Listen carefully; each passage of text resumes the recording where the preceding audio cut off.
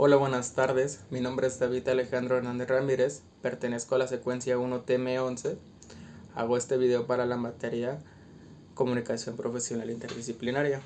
Hoy vengo a hablarles de mi capítulo asignado, el cual es el capítulo 8, la lingüística histórica y los árboles lingüísticos. Para empezar, ¿qué son los árboles lingüísticos? Los árboles lingüísticos es una representación visual, metafórica, que intenta explicar el nacer de la lengua o el origen de la lengua. Esto siendo representado por un árbol, ya que las ramas vendrían siendo ramificaciones de una lengua origen y las raíces o la raíz vendría siendo esa lengua origen de la cual estamos hablando. Lamentablemente, esta teoría queda completamente desvalidada, ya que sabemos que la lengua procede de nuestro mismo material genético, desde nuestro propio ADN. Esto quiere decir que no hace falta aprenderla, ya que el ser humano es capaz de llevarla a cabo y capaz de usarla sin necesidad de que alguien más se la enseñe. Tarde o temprano tendrás esa forma de comunicación por naturaleza. ¿Por qué queda desvalidado el árbol lingüístico?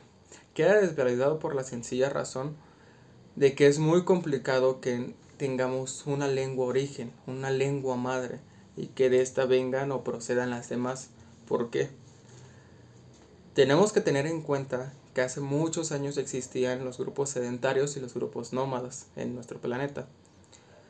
Los grupos sedentarios son aquellos los cuales decidieron establecerse en un lugar con la finalidad de cuidarse entre un cúmulo de personas o un grupo, o lo que actualmente vendría siendo una sociedad, cuidarse entre sí, alimentarse entre sí, trabajar entre ellos y procrear entre ellos. Esto siendo beneficioso durante un corto periodo de tiempo para la lengua, debido a que era capaz de preservarla y mantenerla pura, debido a que en una misma comunidad se iban a ver empleados solo gente de esa misma comunidad, por lo cual tendría la misma lengua y las mismas formas de comunicación y no habría alguna alteración de la misma. Sin embargo, a pesar de creer que esta era la mejor forma de preservar la lengua, terminó siendo todo lo contrario. ¿Por qué? Sencillamente porque no contemplaron dos factores externos, los cuales serían la enfermedad, los cuales serían los desastres naturales, e inclusive podemos llegar al hambre. El hambre muchas veces queda fuera de esta ecuación porque entre ellos buscaban formas de poder alimentarse, ya sea caza o sean cultivos. Sin embargo, para la enfermedad no estaban preparados. Actualmente vivimos una pandemia. Con esta pandemia murieron múltiples millones de personas, siendo que ya estamos preparados, en teoría, para afrontar un reto así. En esos tiempos no, en esos tiempos una enfermedad era capaz de erradicar a una comunidad entera, haciendo que lenguajes, pudiendo ser fantásticos, pudiendo ser sencillos o complejos, se vieran completamente erradicados. Esto sin poder hacer algo en contra, y a su vez no ayudaba en los desastres naturales, cosas como los huracanes, los terremotos, los tsunamis, las tormentas, eran también capaces de erradicar a una comunidad, por lo cual decidieron volverse nómadas para encontrar una solución o alternativas a este tipo de problemas y no quedarse solo en un lugar a morir. Sin embargo, este desembocó a aún más problemas, debido a que también se veían inmersos por las enfermedades, también se veían inmersos por los desastres naturales, y no solo eso, sino ese fue el nacer o los principios o antecedentes de la guerra, debido a que una comunidad de nómadas encontraban a una comunidad ya sea de sedentarios o igual de nómadas e intentaban saquearlos, y esto provocaba múltiples muertes que podía llevar también a la erradicación de la lengua. O la otra alternativa, que estos nómadas se vieran relacionados con grupos sedentarios y hubiera procreación entre ellos, ocasionando que al unos hablar cierta lengua y al otros hablarlo de distinta forma, ambos se diesen con la finalidad de entenderse, y esto provocando que la lengua dejara de ser pura y fuera una mezcla. Entonces, múltiples factores han hecho que en la humanidad no podemos encontrar la lengua origen, una lengua materna. Es imposible encontrarlo. Podemos encontrar vestigios de muchas de ellas, pero la primera, no existe algo tal como la primera. Cambiando un poco de tema, me gustaría hablar también sobre las 7 hijas de Eva para que se entienda esta impureza que tenemos actualmente en la humanidad. Las 7 hijas de Eva es una propuesta y es un libro el cual nos dice que el 80% de los genes de la comunidad europea provienen de estas 7 mujeres. Esto es muy sorprendente porque como un gen de hace miles de años es capaz de preservarse hasta nuestros días, y esto nos data de ese conocimiento, de esa sabiduría de que ellos aprendieron a usar la lengua y nos lo compartieron por medio de nuestros genes.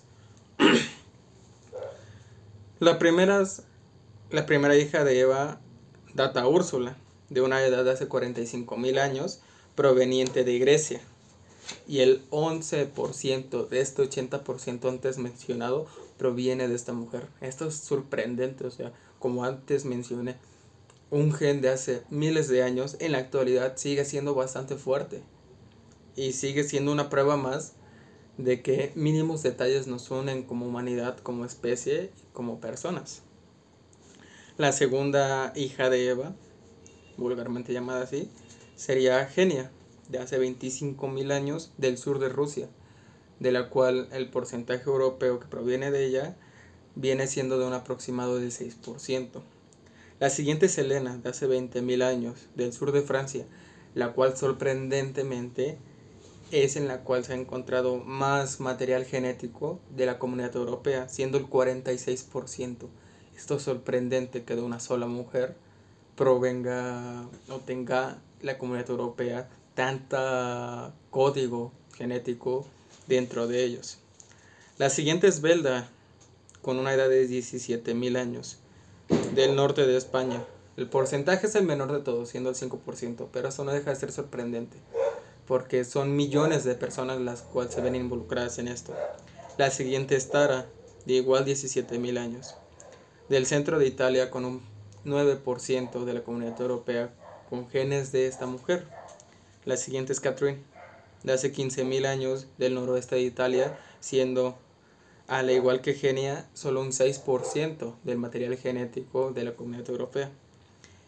Y la última y no menos importante es Yasmín, con una edad de 10.000 años, del oriente, procedente del oriente, con un 17% de la comunidad europea se ve involucrada con los genes de esta mujer. Esto es lo último que tengo que decirles y ya solo me gustaría dar mi opinión personal. Mi opinión personal es que la lengua es algo magnífico. La lengua es lo que ha llevado al ser humano a ser lo que es. Gracias a la lengua somos capaces de comunicarnos, de entendernos y de no matarnos básicamente entre nosotros. Esto llevando a que logremos tener una sociedad construida, que logremos tener valores construidos, y no solo eso, sino los avances científicos son gracias a un partir de la lengua. Entonces, a pesar de que muchas veces no le damos la importancia que merece, la lengua es de las herramientas, de las funciones más importantes que tiene el ser humano. Gracias a ella hemos sido capaces de llegar a donde estamos, y sin ella no sé si hubiéramos desaparecido como especie, pero muy probablemente no seríamos ni un 1% de lo que somos hoy en día. Entonces, gran parte de este avance se lo debemos a la lengua y debemos reconocerlo como lo que es, siendo un detalle prioritario en la vida del ser humano. Sin más por acotar ni decir, me gustaría despedirme. Me gustaría dar las gracias por escuchar este video un poquito largo y mi opinión un poquito vaga, pero espero que haya sido entretenido para quien me escuche y haya aprendido un poquito algo más, o sí, básicamente vaya a aprender un poquito más. Muchas gracias.